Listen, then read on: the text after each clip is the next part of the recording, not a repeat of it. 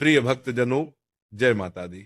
नवरात्रि के पावन दिन पूरे विश्व में शक्ति की साधना और माता रानी की उपासना का पर्व लेकर आते हैं। इन 9 रातों का हर क्षण शुद्धता, अनुशासन और आध्यात्मिक ऊर्जा से भरा हुआ होता है।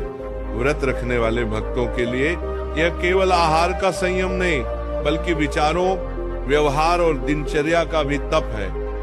आज हम विस्तार से समझेंगे कि नवरात्रि के 9 दिनों में एक साधक की दिनचर्या कैसी होनी चाहिए ताकि शरीर, मन और आत्मा पूरी तरह माता दुर्गा की कृपा से भर सके।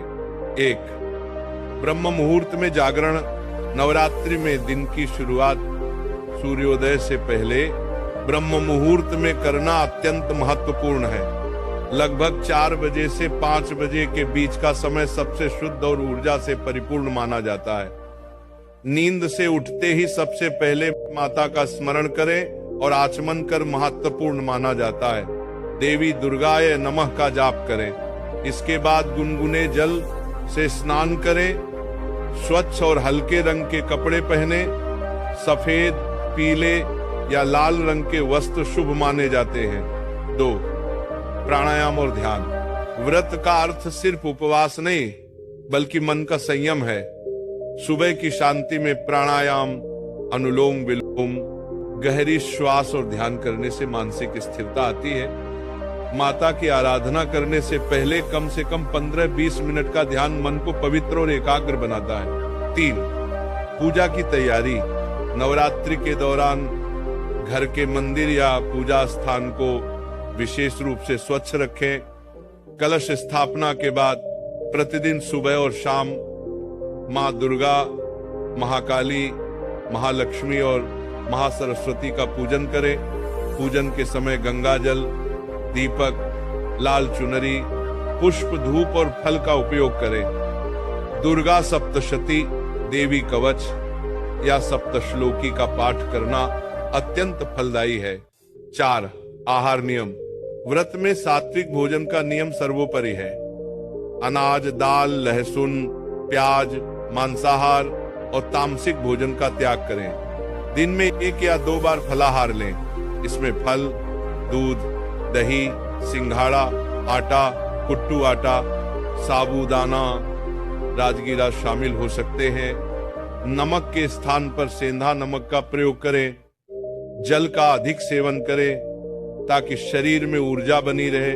5. दिन का अनुशासन। दिन भर अपनी वाणी पर संयम रखें। व्यर्थ की बातों, झगड़े, क्रोध, चुगली और नकारात्मक विचारों से दूर रहें।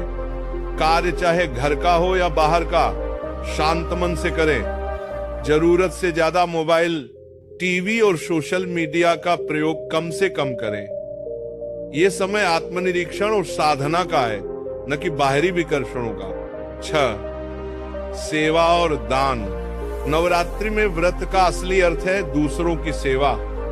किसी भूखे को भोजन कराना, गौ सेवा, गरीबों को वस्त्र दान, कन्याओं को भोजन और उपहार देना, ये सभी मां को प्रसन्न करने के श्रेष्ठ मार्ग हैं।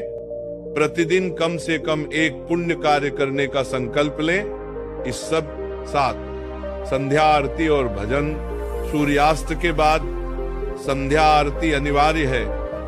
घर में परिवार सहित माता की आरती करें, भजन गाएं, घंटी बजाएं। इस समय घर का वातावरण अत्यंत पवित्र और ऊर्जावान होता है।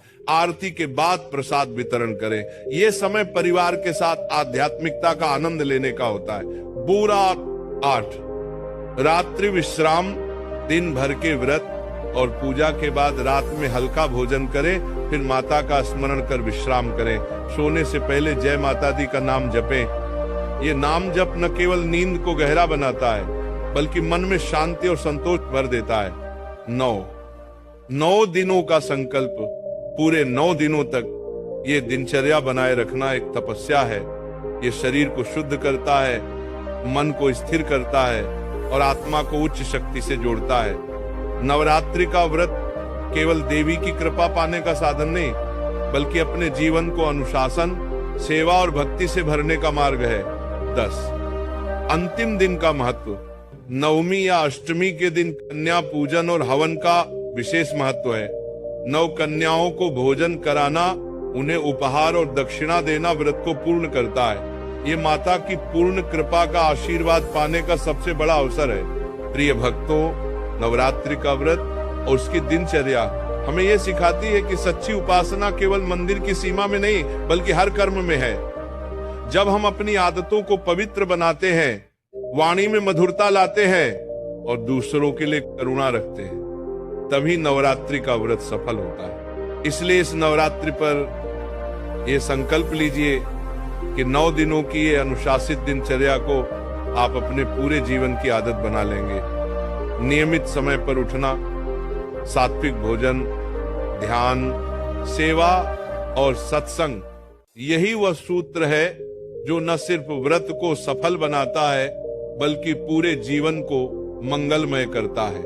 माँ दुर्गा से यही प्रार्थना है कि उनका आशीर्वाद आप सभी पर बना रहे, आपके घर में सुख, शांति और समृद्धि आए और आपका जीवन सदैव शक्ति और भक्ति से ओतप्रोत हो।